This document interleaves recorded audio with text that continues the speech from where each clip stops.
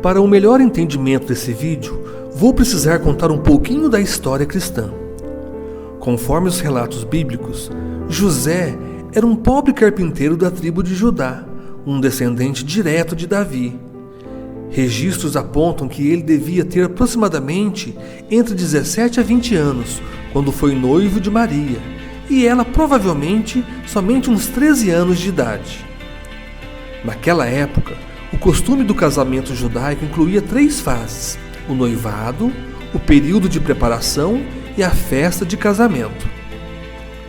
Os noivos eram, na verdade, casados logo no noivado, como votos de casamento. Porém, o ato não era consumado, pois o casal ainda não podia viver juntos nesse período de espera e preparação. José construiu uma pequena casa de alvenaria e carpintaria para sua futura esposa, Maria, e as duas famílias se preparavam durante um ano, até que o casamento real pudesse acontecer. Uma festa grande, muito alegre, que poderia durar até uns 7 dias, motivo que necessitava realmente de uma preparação de aproximadamente um ano.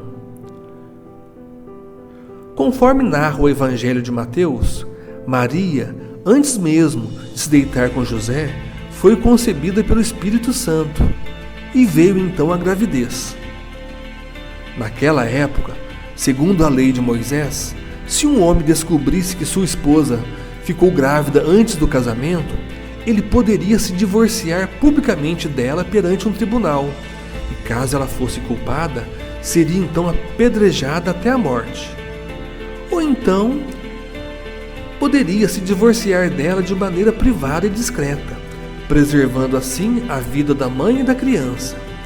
Porém, nesta situação, a própria sociedade iria condenar pelo resto da vida a mulher culpada.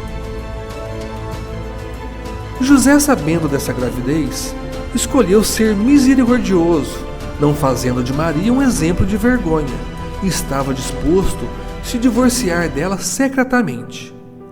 Mas antes de José tomar essa decisão, um anjo do Senhor apareceu para ele em sonho, dizendo para o mesmo tomar Maria como sua esposa, pois o que vinha dela era do Espírito Santo. E o anjo também orientou José a dar o nome de Jesus a esse filho, que nasceria em Belém, dentro de um estábulo.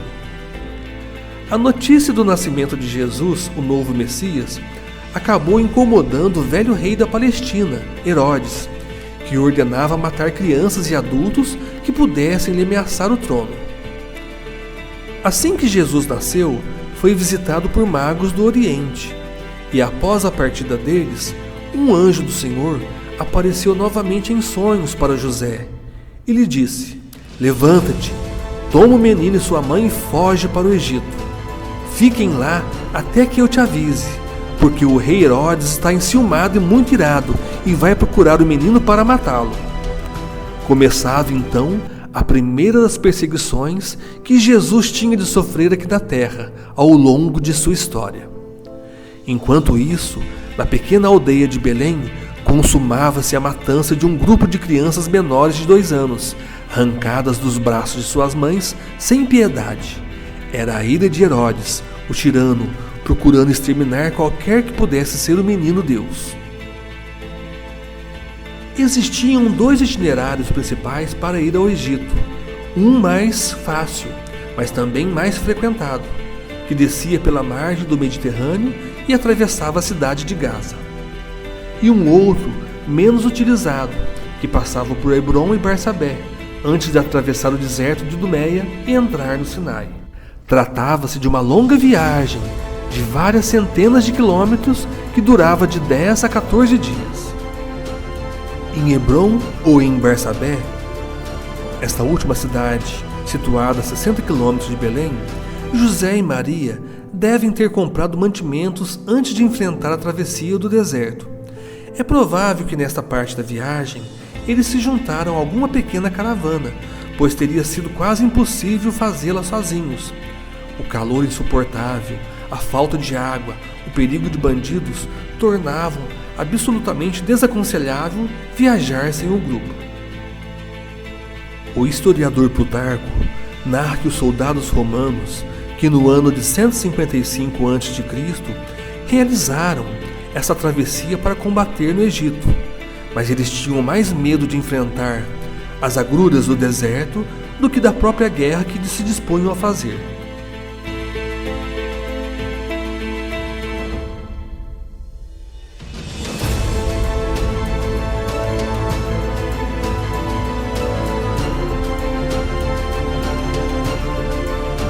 Diante do conhecimento desses relatos bíblicos, nosso grupo teve o privilégio de conhecer e caminhar pelo bairro de Copta, aqui na cidade do Cairo, no Egito.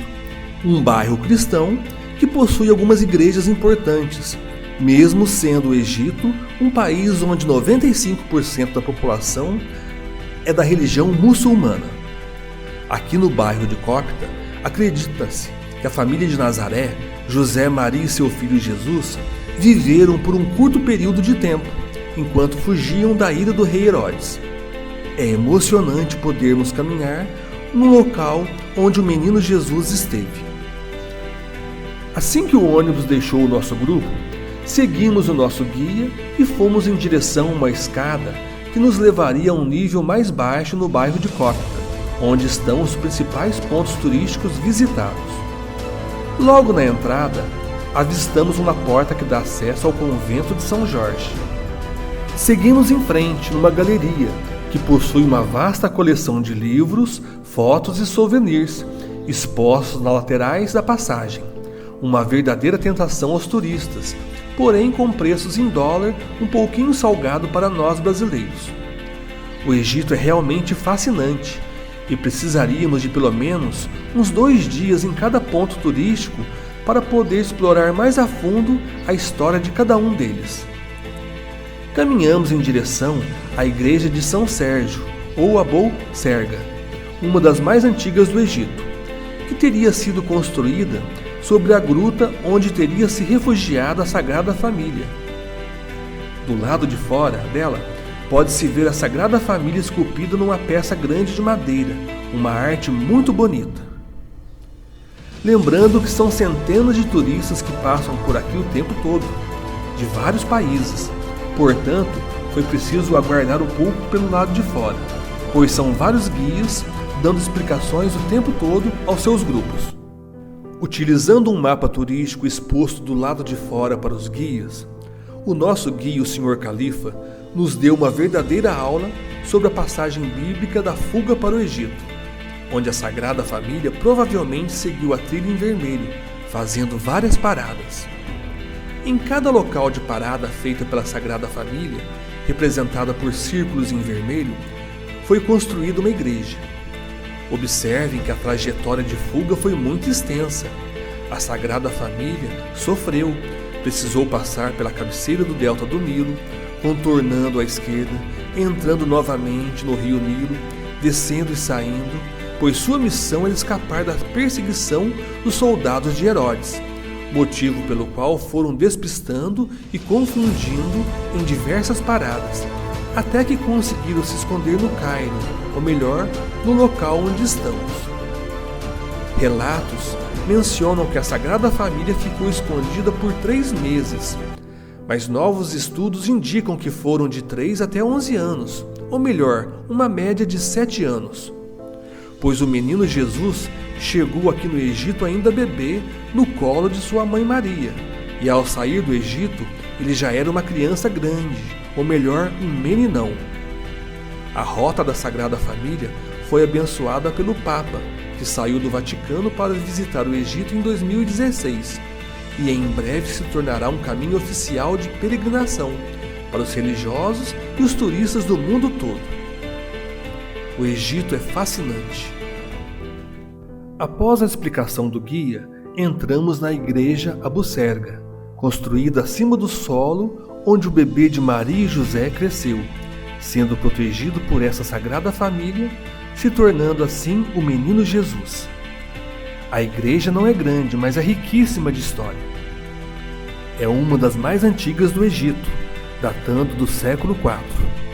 Sua construção foi dedicada a São Sérgio e São Baco, que foram soldados santos, martirizados na Síria por sua fé cristã em 296 d.C., pelo imperador romano Maximiniano.